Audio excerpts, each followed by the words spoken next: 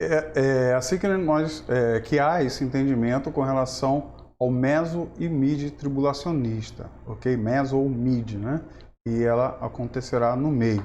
Vamos ver algumas questões a respeito dessa teoria, tá?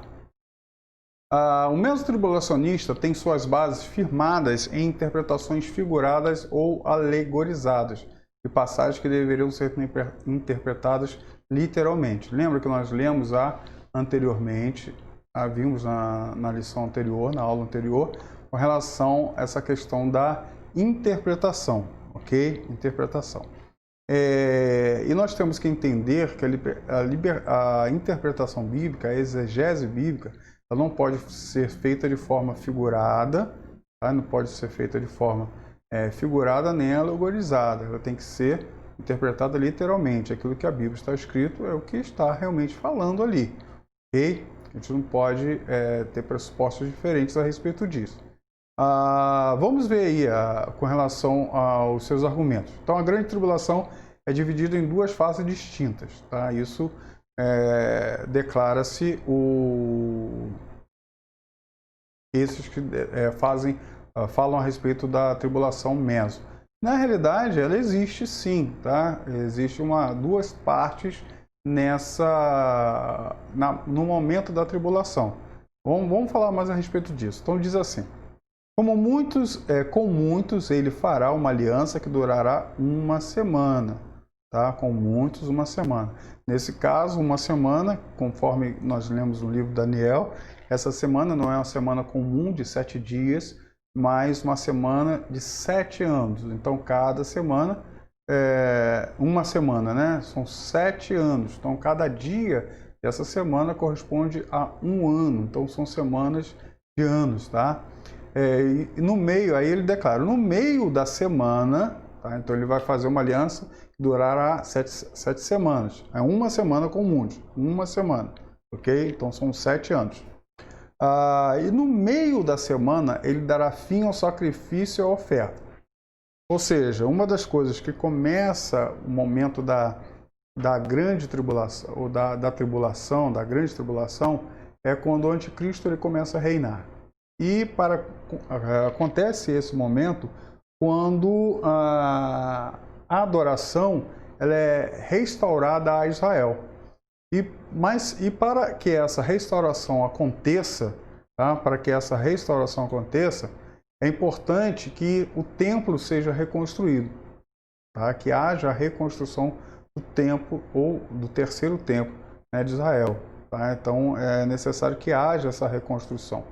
Ok?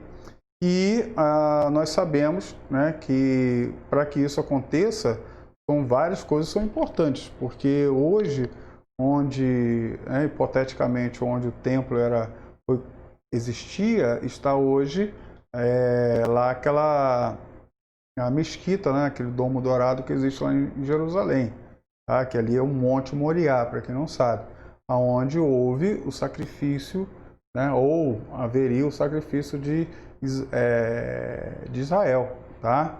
Então, de Isaac, perdão, onde Deus ordenou que Abraão sacrificasse Isaac. Então foi ali no Monte Moriá, naquele monte ali onde existe o domo, tá? Lá em Jerusalém. Então deveria ser feito ali, mas então ali foi feito o templo, era o templo ali. E depois o templo foi destruído, nós sabemos, a única parte do templo que não é o templo, na verdade a parte da fundação do templo é o muro hoje chamado Muro das Lamentações, e lá em cima há, né, a mesquita. E de certa forma, pelo que nós sabemos, para que seja construído o templo é necessário derrubar aquela mesquita. Isso aí é um negócio complicado, tá? Muito complicado. Ou Deus vai dar uma outra, ou vai acontecer uma outra situação, nós não sabemos como, tá? Mas, ou o templo vai ser feito do lado, sei lá, né?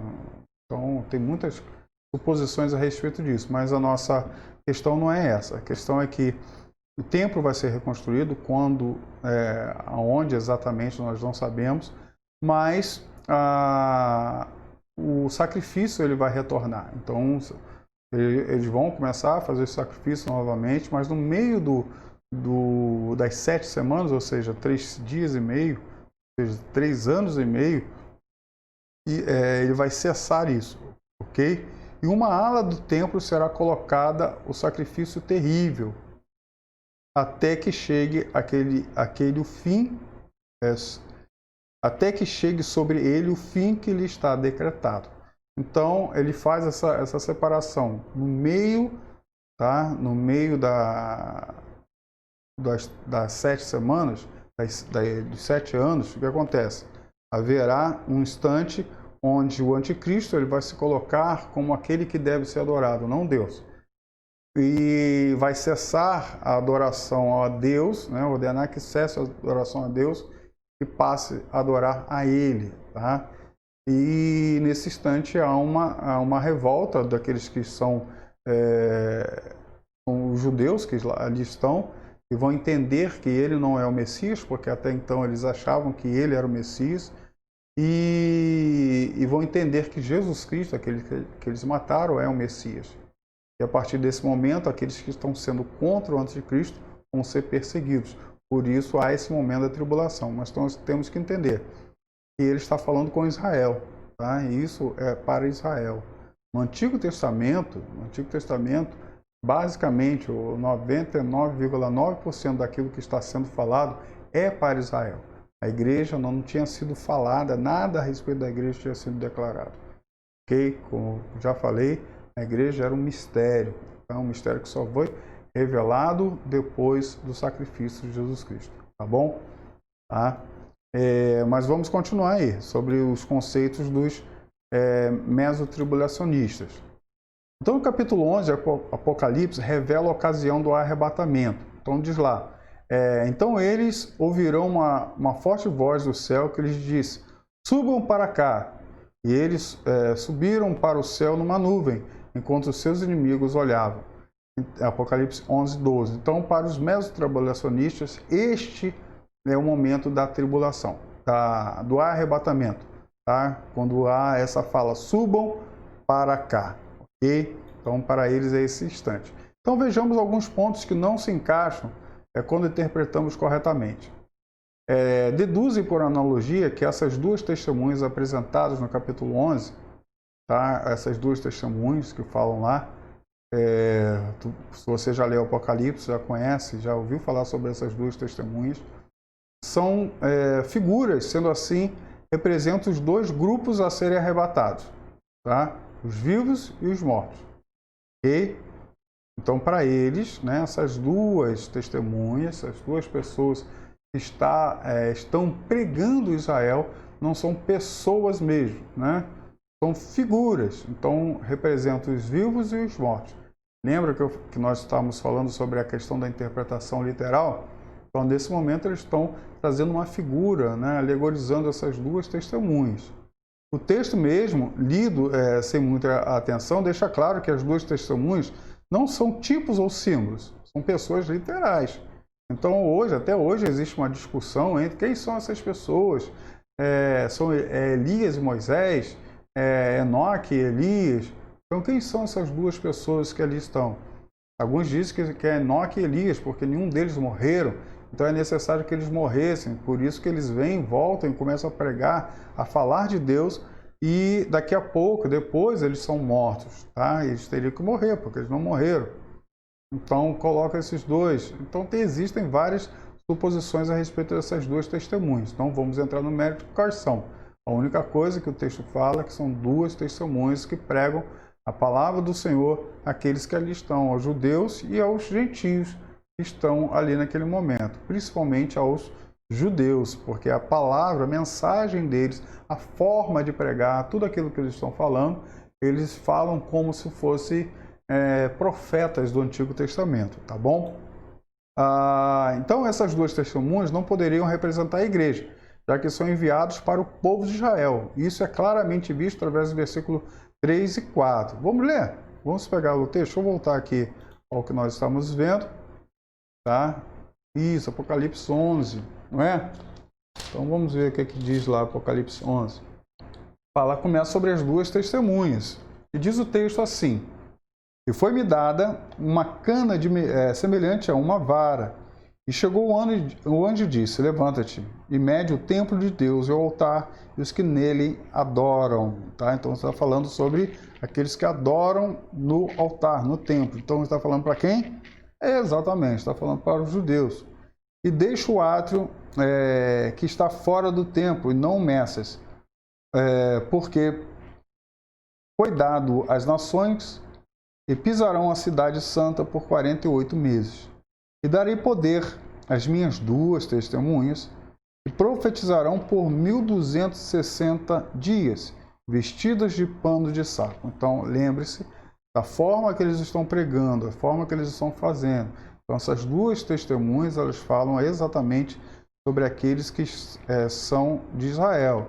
E olha só, preste atenção agora no versículo 4.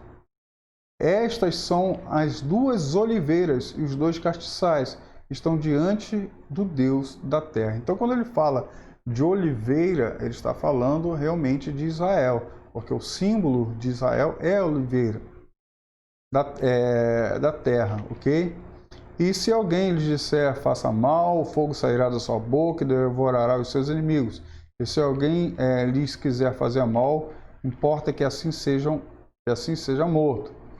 Essas têm o poder para fechar o céu, para que não chova nos dias da sua profecia, e tem poder sobre as águas para converter-lhes sangue e para ferir a terra com toda sorte de pragas, quantas vezes quiserem. Então, essas pragas estão sendo direcionadas àquelas pragas que foram até declaradas lá no Egito, feitas lá no Egito. Então, dentro desse link aí de profecia, dessa forma que eles virão, ok? Tá bom? Então, nós vemos aí nesses momentos, né, nesses instantes, esses dois aí profetizando. Então, no versículo 13 e 4, onde o texto fala de oliveira e candeeiro, também o ministério da testemunha demonstra similaridade com o ministério profético do Velho Testamento, tá bom? E mais, alegam que a nuvem em que as testemunhas subiram aos céus, no versículo 12, o que diz lá no versículo 12? Diz assim: e ouviram uma grande voz do céu, que lhes dizia, suba cá, e subiram ao céu em uma nuvem, e os seus inimigos os viram. Tá? Então, quando eles... sendo assim, a nuvem para os judeus simboliza a presença de Deus, até que não existisse a promessa do arrebatamento para a nação de Israel. Então, a nação de Israel não será arrebatada. Não há esse conceito de arrebatamento para a nação de Israel. Tá? Isso tem que ficar bem claro, ok? O arrebatamento é uma promessa que Deus faz à igreja, não a Israel, tá bom? Tá? Então, esse momento aí, esse instante que nós vemos, são essas duas testemunhas realmente subindo aos céus, e não a igreja de Jesus Cristo, como perfiguram essa palavra nesse contexto, ok? Vamos lá. Então, a trombeta de 1 Coríntios 15:52 e também, tá? E 1 Tessalonicenses, que ele tem lá, tinha que ser maiúsculo, tá? 4:16 é a mesma de Apocalipse 15:11, né? E isso declara eles. Outro ponto complicado para ser sustentado pelos métodos tribulacionistas é o fato de afirmarem que as trombetas de 1 Coríntios, onde diz, no momento, no abrir e fechar de olhos, entre a última trombeta, porque a trombeta soará e os mortos ressuscitarão incorruptíveis, e nós seremos transformados. 1 Tessalonicenses 4:16, porque haverá o grito do comando, e a voz do arcanjo, e o som da trombeta de Deus, e então o próprio Senhor descerá dos céus. Apocalipse 11:15, e tocou o sétimo anjo a trombeta, e houve do céu grandes vozes. Então, para eles, essas trombetas, tudo isso é a mesma coisa. Em 1 Coríntios, Paulo fala de uma trombeta de vitória, um chamado à presença de Deus, algo ansiosamente esperado pela igreja. O mesmo acontece por 1 Tessalonicenses 4:16. Então, se nós olharmos o contexto, tá, de que Paulo está dizendo, 1 Coríntios e Tessalonicenses, ele está dizendo de uma trombeta de vitória. É uma trombeta que o povo de Deus, né, leia com calma lá, todo o contexto, tá? O pretexto, o pós-texto, tá? Todo o contexto onde ele está inserido, e você vai entender que essa trombeta que ele está declarando é uma trombeta de vitória. Aquela trombeta da pizza que você está esperando, tá? Você está esperando em casa, aquela pizza, daqui a pouco toca aquela pim, pim, pim, pim, aquela buzina no seu portão. Exatamente. Então, é a vitória. Ah, chegou a pizza. Tá? Então, vulgarmente, né? Você está entendendo o que eu estou falando?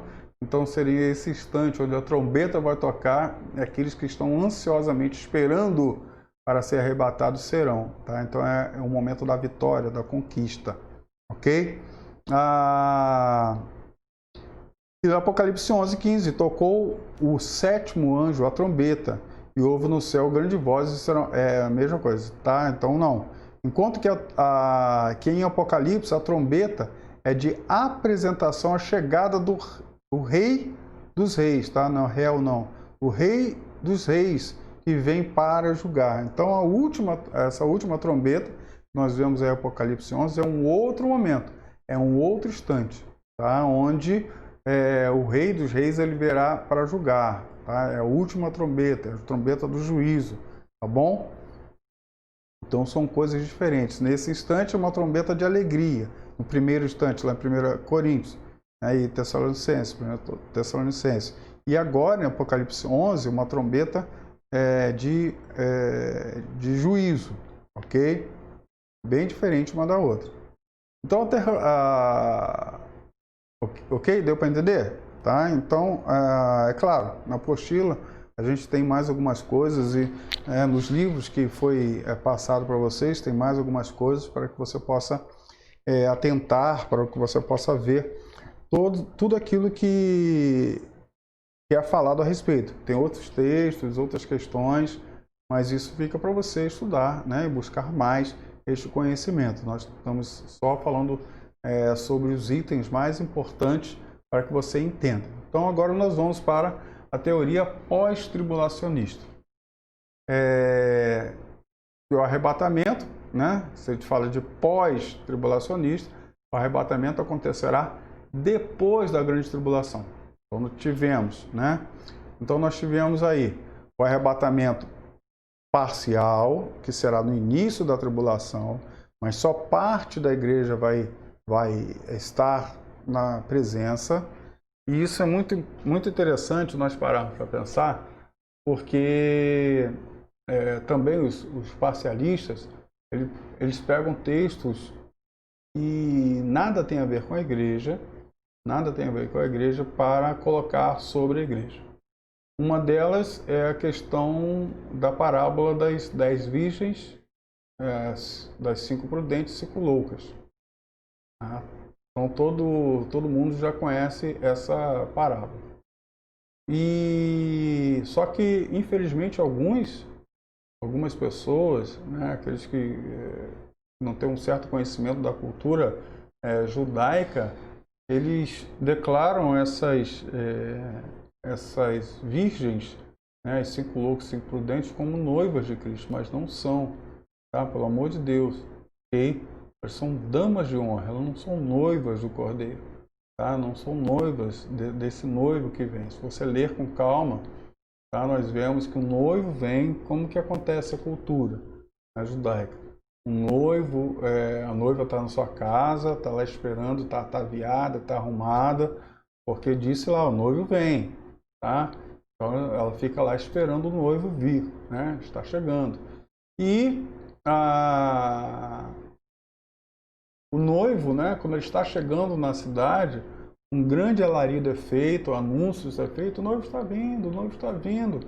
E as damas de honra, elas fazem um cortejo do noivo até a noiva. A noiva quem é?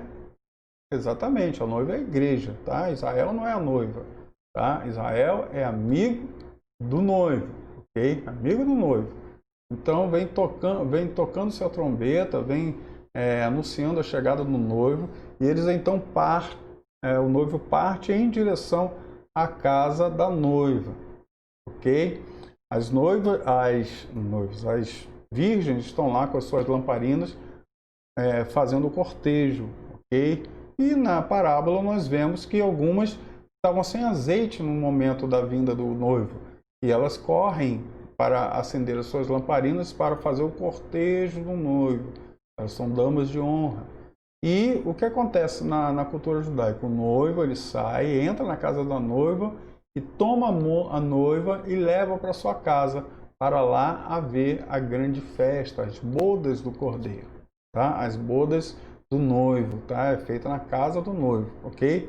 Onde é a sua casa nova, tá? A casa onde eles vão viver a partir de então. Então tá tudo preparado lá, tudo certinho, tudo bonitinho, a casa arrumada, né? A casa adornada. Ele vai, busca a noiva, pega a noiva e leva, né, da casa dos pais até a casa deles. E lá acontece a festa do casamento. Tá? É assim que acontece. Okay? E as amigas fazem esse trajeto, somente o cortejo. Tá? Então, nesse momento, o cortejo acontece. Mas a noiva está lá dentro. Tá? A noiva está dentro da casa. A noiva, nessa parábola que nós vemos aí, ela nem aparece. Tá? A noiva nem aparece. Por quê? Porque o Senhor está tratando das amigas do noivo. Tá? Está tratando dessas aí, das amigas do noivo. Ok? E nesse caso, não é a igreja. Tá? Nesse caso, não é a igreja. Está falando ali para Israel. Okay? Para aqueles que são amigos do noivo. Deus tem preparado uma grande festa e quer que elas participem, para que os amigos do noivo participem dessa festa. Mas, né, nós sabemos que nem todos estarão presentes. Tá? Nem todos estarão presentes. Ok? Mas vamos voltar aqui. Então nós falamos, né, sobre o parcial, sobre o meio e sobre... agora vamos falar sobre o pós-tribulacionista. Então o meio, meso-tribulacionista, a tribulação vai acontecer arrebatamento vai acontecer no meio da tribulação. E temos agora o pós-tribulacionista. Então a terceira teoria, nós vamos tratar 4 teorias aí. A terceira teoria a ser discutida é do arrebatamento após a grande tribulação.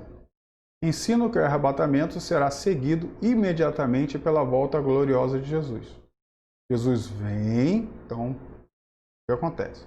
Jesus vem, arrebata a igreja e rapidamente vai ao céu, retornando imediatamente à terra com a igreja arrebatada, para instituir o milênio. Tá? Então, o que acontece? A igreja é arrebatada, tá? A igreja é arrebatada, vem, a igreja sobe e quase que instantaneamente a igreja subir, Jesus Cristo desce com a sua noiva, tá? Desce com a igreja para instituir o milênio, tá? O momento aí do reino, né, milenial ou milenal de Jesus Cristo sobre a terra. Então, esta é a que mais cresce em nossos dias. Tá? Hoje, ultimamente, é a teoria que mais tem crescido. Tá? Mais tem crescido. E se torna resistente, e se torna bem mais resistente entre todas elas. Tá?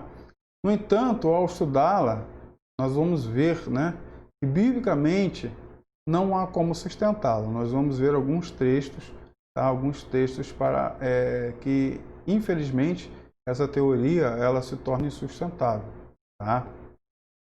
Então, nós vamos ver o gráfico, né, o pensamento pós-tribulacionista. Né? O pós-tribulacionista desenvolveu alguns argumentos para defender sua teoria, que são, no mínimo, improváveis, já que se baseiam em uma interpretação alegórica, como nós falamos antes, e espiritualizado das escrituras, não observando o contexto das passagens bíblicas, ainda que insistam em dizer que são literaristas. Infelizmente não são, porque ele toma algumas coisas como alegoria.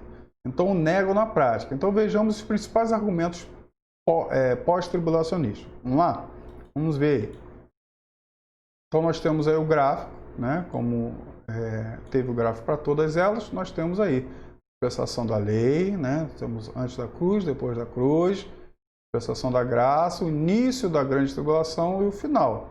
Então, ao final, o que é que vai acontecer? Arrebatamento. E logo depois tá? Quase que instantaneamente ao arrebatamento e à volta de Jesus Cristo, e logo depois o milênio. Esse é o gráfico pós-tribulacionista, tá bom? Vamos continuar aqui para ver umas questões. Daniel 9, 24 a 27 já teve seu cumprimento histórico cumprido. Então, isso são as questões pós-tribulacionistas. Quais são? Todo o plano das 70 semanas, então existe uma questão, né, das 70 semanas de Daniel, para que nós possamos chegar no momento do anticristo.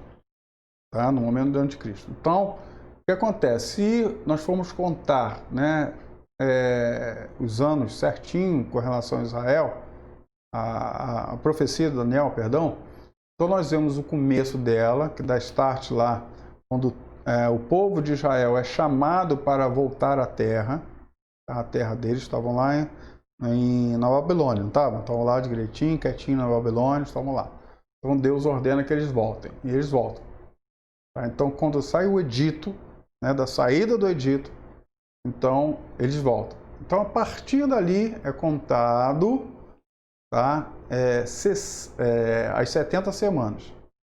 Só que acontece, a 69ª semana acontece o crucificamento de Jesus Cristo. Ok? Então, naquele momento acontece a crucificação de Jesus Cristo. E aí entra um outro período, que é chamado período da graça.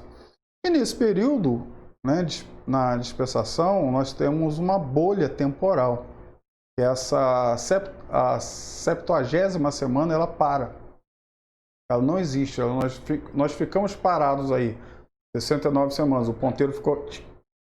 Ele não correu, ele ficou parado ali. Está parado, 69 semanas. Está parado, está parado, está parado. Tá? Então vai haver um momento em que ele vai retornar, vai começar a contar para fechar a última semana. Ok?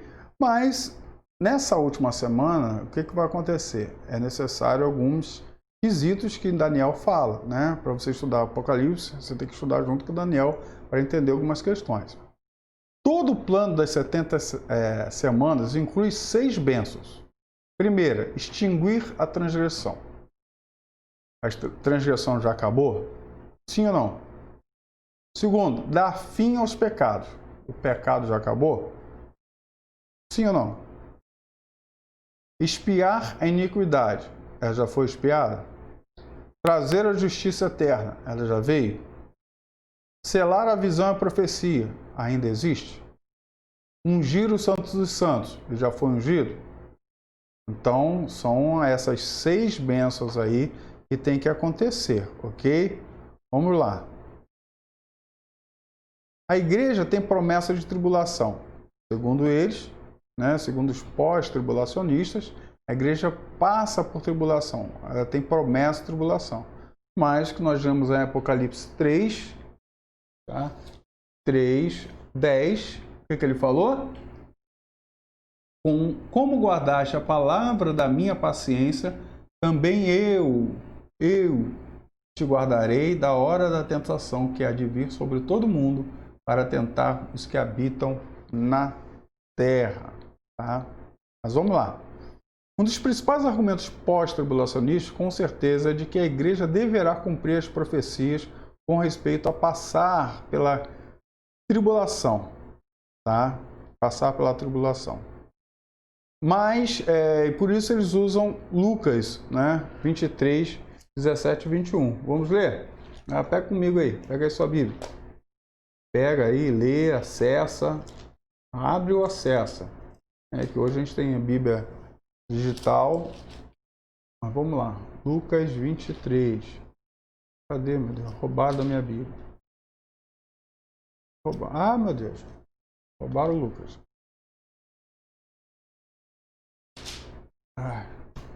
Cheguei? Não, estou no 22 ainda.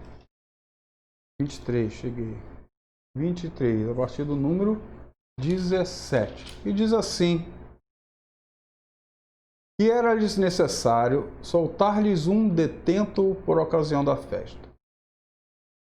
Mas toda a multidão clamou a uma dizendo, isso mesmo, né? a uma dizendo: fora daqui com este salteador, e soltemos Barrabás. Barrabás foi lançado na prisão por causa de uma sedição feita na cidade e de um homicídio. Falou, pois, outra vez Pilatos, e querendo soltar Jesus, mas lhe clamavam ao contrário, dizendo: crucifica-o, crucifica-o.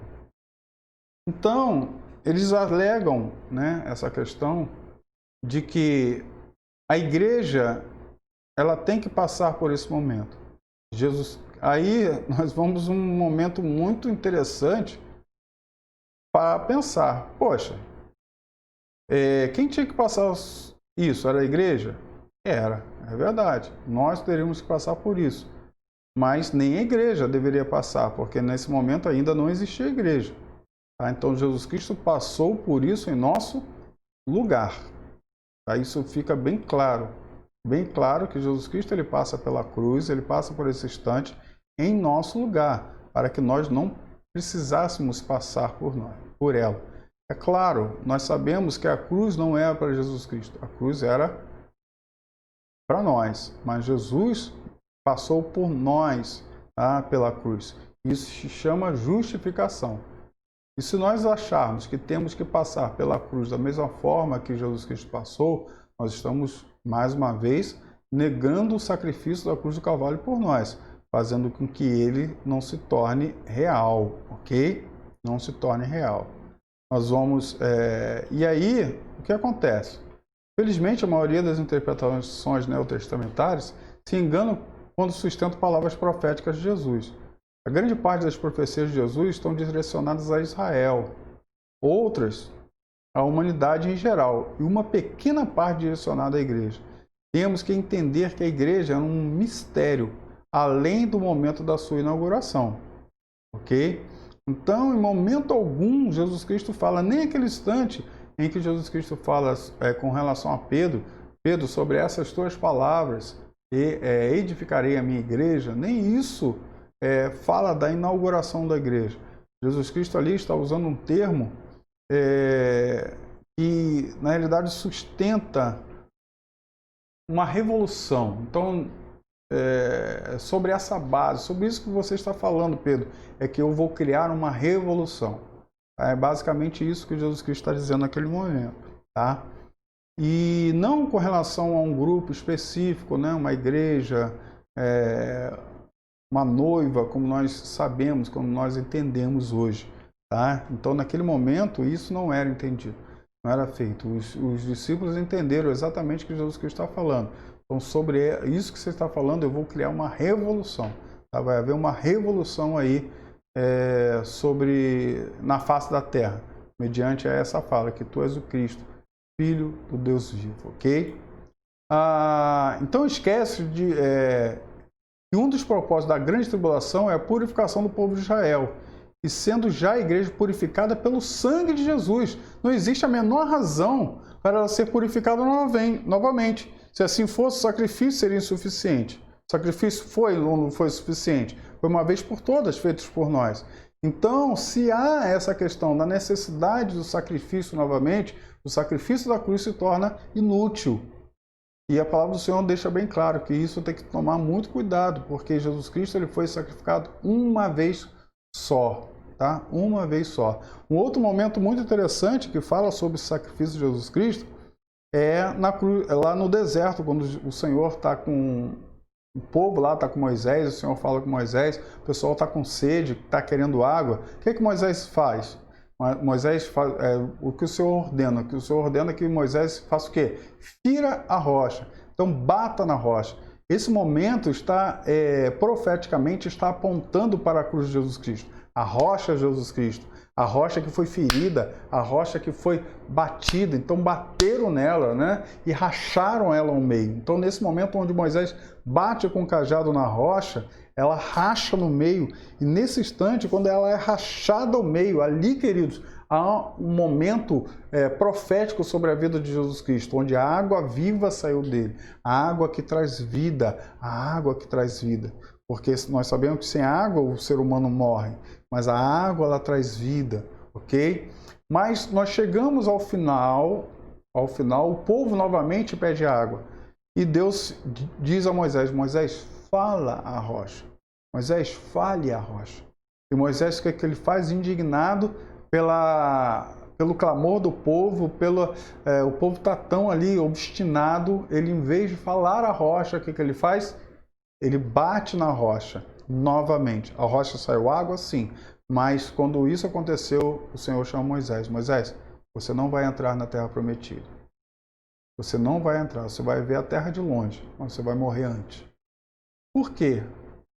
Porque se nós vimos que antes o ferir a rocha fala profeticamente do sacrifício da cruz de Cristo, tá? Lá no monte, lá no Calvário, o que acontece? Ele faz isso no final novamente. Ele mais uma vez leva Jesus Cristo à crucificação. E isso o Senhor fala que não deve ser feito. Tá? Isso é imperdoável. E crucificar novamente o Filho de Deus. Ele foi crucificado uma só vez.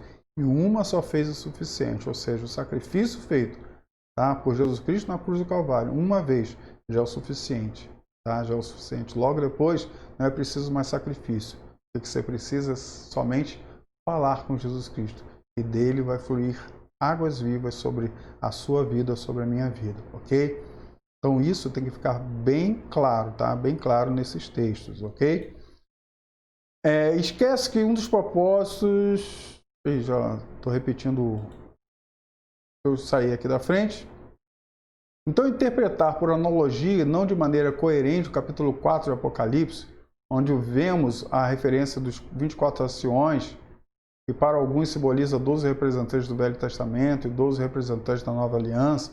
O fato é que não cabe outra interpretação de que não seja que os 24 anciãos são representantes da igreja arrebatada. Os motivos são claros. Primeiro, o capítulo 4 refere-se a uma visão do céu, enquanto na terra se inicia a grande tribulação. Portanto, não pode haver representantes de Israel no céu, já que Deus está os purificando na terra. Segundo, estão usando uma coroa, que no grego a forma geral, traz a ideia de recompensa. Tá? Depois tem um texto aí. Ninguém a essa altura do plano escatológico de Deus, a não ser a igreja arrebatada, poderia usar uma coroa de vitória. As promessas para a igreja vitoriosa, expressas nas 7 cartas, as igrejas da Ásia Menor, encaixam com a aparência. Então, posição local e de honra em que os 24 anciãos estão. Okay? Então, nós vemos várias coisas declarando com relação ao Apocalipse antes aí desse instante, antes da tribulação, ok? Então nós temos que deixar bem claro a respeito disso. A gente vai dar uma paradinha, daqui a pouco a gente volta para o prosseguimento da aula, ok?